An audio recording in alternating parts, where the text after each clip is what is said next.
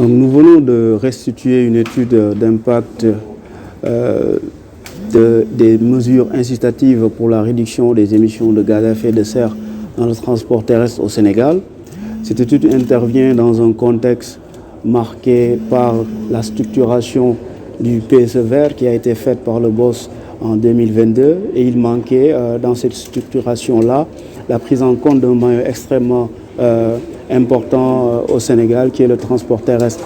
Et aujourd'hui, le contexte est également marqué par les nouvelles mesures qui ont été prises au mois de janvier qui concernaient une augmentation un peu des prix de l'essence et du gasoil. Et pour nous, c'était l'occasion de pouvoir jeter un regard sur l'impact que ça pourrait avoir au plan fiscal, au plan économique, mais également au plan de la santé, puisque les augmentations dans le langage économique peuvent être considérées comme une taxe pour réduire l'utilisation des produits qui peuvent être responsables des émissions de gaz à effet de serre. Donc on a parcouru un peu le contexte international, le contexte régional avec la stratégie climat de la CEDEAO, mais également la prise en compte dans le plan Sénégal émergent de stratégies pour limiter ces émissions-là avec la contribution déterminée nationale qui est aujourd'hui la stratégie qui est pilotée par le ministère en charge de l'environnement. Sur les résultats, nous avions proposé 2 scénarios de simulation et dans ces scénarios de simulation-là, il y avait 3 variantes. Donc pour le premier scénario, l'idée c'est de récupérer les taxes issues de cette augmentation du prix de l'essence et du gasoil et de pouvoir les reverser soit en termes de protection sociale pour protéger les consommateurs ou bien en termes d'investissement dans le fonds de développement des transports terrestres pour renouveler le parc automobile de Dakar. Dans le deuxième scénario, on est parti sur ce qui se fait actuellement. Et ce qui se fait actuellement, c'est quoi? C'est la mise en service du TR, mais c'est également la mise en service prochaine du BRT qui va fonctionner avec 100% de l'électricité. Et l'idée, c'est de voir quel serait l'impact si on augmentait le niveau d'électricité dans le transport. Donc sur les résultats, on peut voir que quand même d'ici à 2031, l'État peut engranger au moins 218,2 milliards de francs CFA en termes de recettes. Et une partie, on a proposé qu'une partie soit versée au niveau du fonds pour permettre au fonds de faire le renouvellement du parc. Et il s'est avéré que c'est ce scénario-là qui donnait les meilleurs résultats en termes de croissance du PIB, mais également les meilleurs résultats en termes d'augmentation du prix, parce que le prix au niveau du transport est un facteur extrêmement déterminant.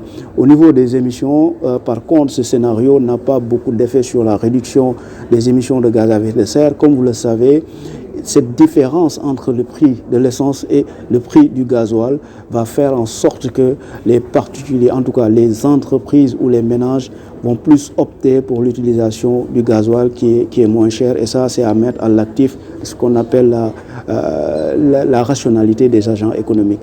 Donc pour l'électrification, les résultats montrent qu'on pourrait gagner à tous les niveaux. En termes de croissance, en termes de niveau des prix, on a une légère hausse, mais qui est très modérée.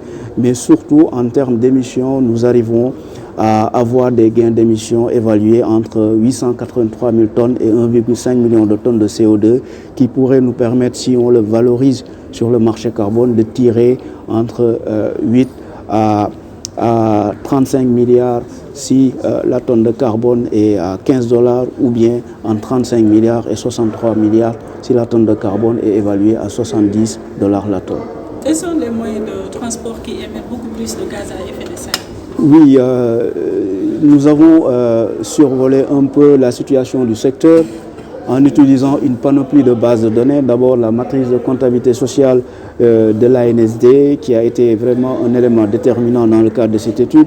Nous avons également parcouru le mémento de la Direction générale des transports routiers ainsi que des statistiques qui nous viennent des enquêtes ménages qui sont réalisées au niveau par l'Institut. Et on peut s'apercevoir qu'aujourd'hui, la grande difficulté qu'on a, c'est arriver à organiser le transport informel parce que c'est le transport qui émet le plus de CO2 au Sénégal. Et comment comptez-vous y prendre avec les acteurs du transport? Comme on l'a fait tout à l'heure, vous avez vu la feuille de route qui a été déclinée. D'abord, je rappelle juste que pour la réalisation de cette étude, Le directeur général du BOS a mis en place un comité technique qui s'est réuni depuis le mois de juin. Nous sommes actuellement à la 4e rencontre pour restituer les résultats. Mais le plus important pour nous, c'est la feuille de route qui a été validée aujourd'hui. Une feuille de route qui aujourd'hui met en place des ministères responsables de chaque action et également donne des échéances avec l'ensemble des parties prenantes avec qui nous devons travailler. Donc vous avez vu tout à l'heure, nous devons travailler avec le ministère des télécommunications, de l'urbanisme pour tout ce qui est aménagement, mais également le secteur privé et les transporteurs, les concessionnaires seront conviés à ces travaux. Ce n'est qu'un premier jet de résultats. Nous allons aller en commission, en task force pour approfondir les questions et discuter avec les transporteurs afin de pouvoir prendre les meilleures mesures, les plus idoines pour le Sénégal et qui vont également avoir un impact positif pour les ménages. Des recommandations